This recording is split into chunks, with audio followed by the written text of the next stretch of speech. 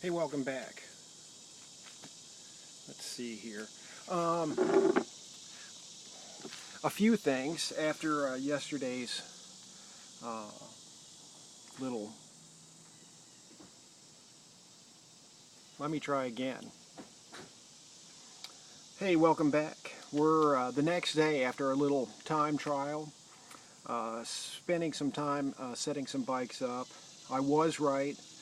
On the black qt50, the tire pressure was pretty low. It was like about 17 psi in the rear and a little better in the front, like 20, but not much. So I took care of that. I got the red one ready to go. Tire pressure on the Urban was also low. So we're going to give this a second go today.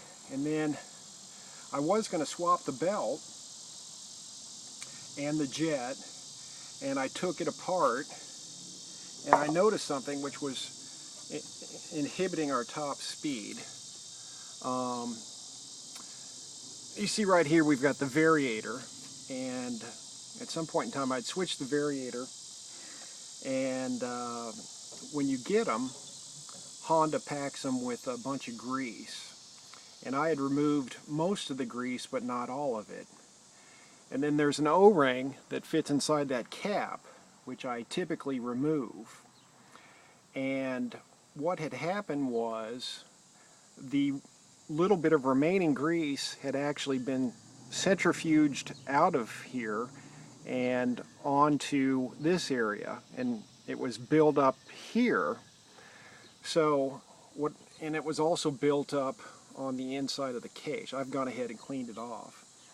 And I think what was happening was that grease was making it more difficult for the belt, may have been even preventing the belt from going higher up and thus attaining a higher top speed.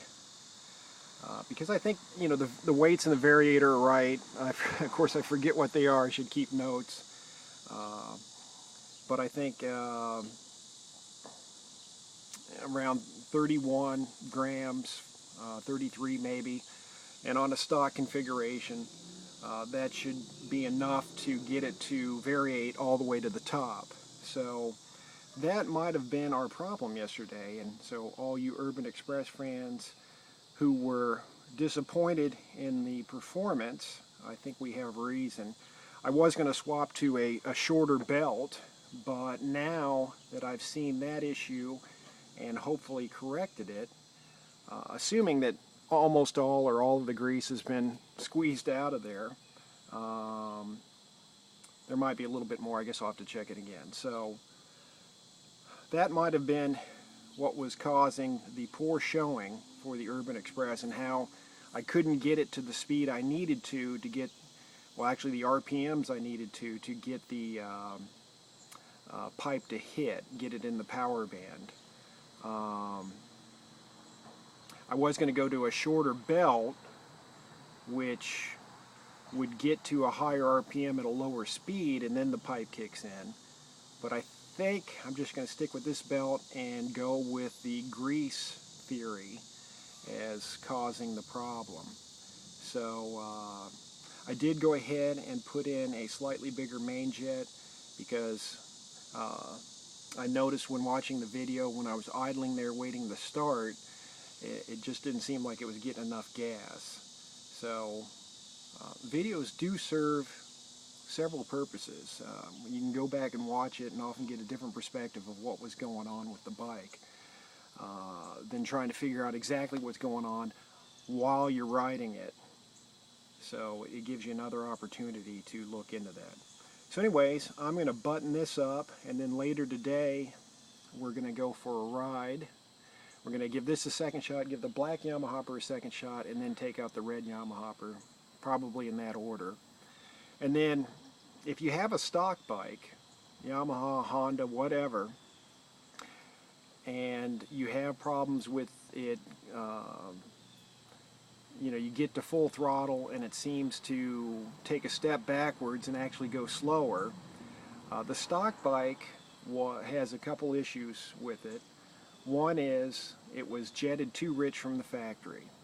So you may want to go with a slightly smaller main jet. And the reason Yamaha and Honda did that was, the short explanation is, if it's a little too rich, the negative consequences are top speed's going to be effective, and maybe you foul spark plugs. And if you jet it too lean, you know, on the other hand, or too close to too lean, the negative consequences are you're going to soft seize the piston and the cylinder. So better to air, if you're a manufacturer of these things and you're sending them all over the country, to different areas of the country, different elevations, different temperatures, etc., etc., it's better, who knows, and maybe the ones they sent to Colorado, they probably had the dealers deal with the jetting there. But anyways, at least in the higher elevation states. But anyways, you know, when you're sending them all over the country, even more reason to err on the rich side than the lean. So you can go with a slightly smaller main jet. The Yamaha, I think, came with a 70 stock main jet. You can go to a 67.5.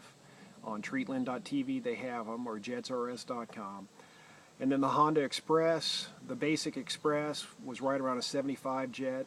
Of course, you know, they ran that thing from 77 to 83.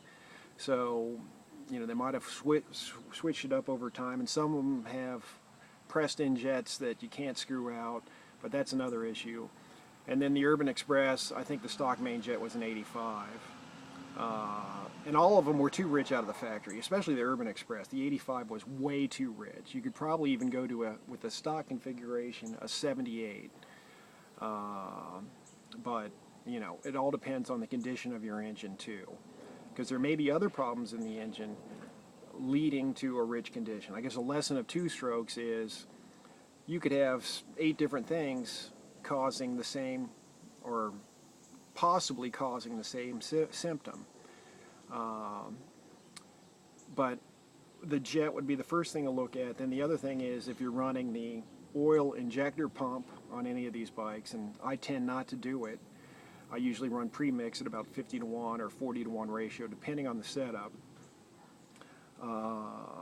The oil injection is also set too generously. Better to be too generous than too conservative.